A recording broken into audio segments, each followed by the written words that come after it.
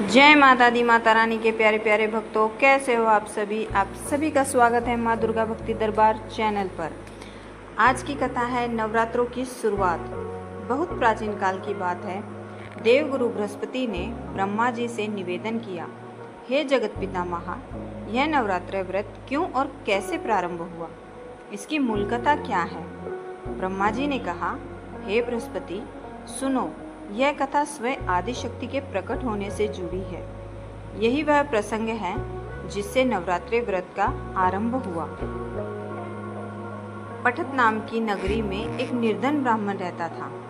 वह भगवती दुर्गा का भक्त था।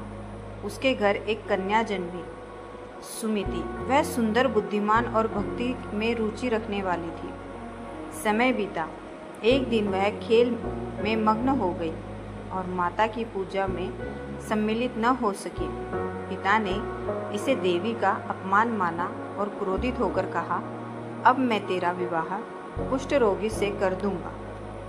पिता ने कठोर वचन कहे और सचमुच उसका विवाह एक रोगी पुरुष से कर दिया।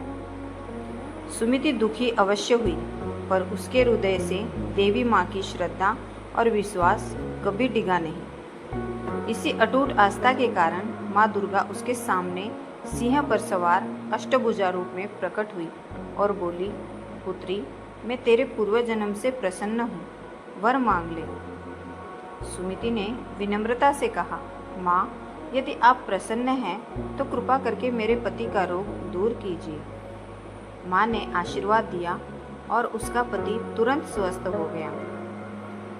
नवरात्रि व्रत का रहस्य।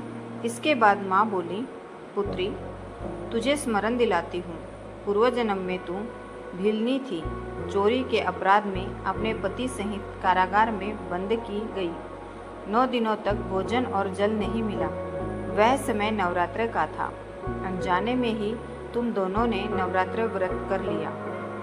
उसी पुण्य से आज मैं तुझसे प्रसन्न हुई हूँ और इसी व्रत के प्रभाव से तेरे सारे दुख मिटे। सुमिति ने कहा, हे माँ, यदि यह व्रत इतना फलदायी है तो कृपया करके इसकी विधि मुझे बताइए ताकि अन्य लोग भी लाभ पा सके। माँ ने उसे नवरात्र व्रत की संपूर्ण विधि बताई और फिर अंतर्धान हो गई। नवरात्र की शुरुआत। इस प्रसंग से नवरात्र व्रत की शुरुआत हुई। यही वह क्षण था जब जगत को यह ज्ञात हुआ कि आदि शक्ति की उपासना के लिए 9 दिनों तक चलने वाला यह व्रत सारे पाप और दुख हर लेता है। तभी से नवरात्रि महापर्व का शुभारंभ हुआ।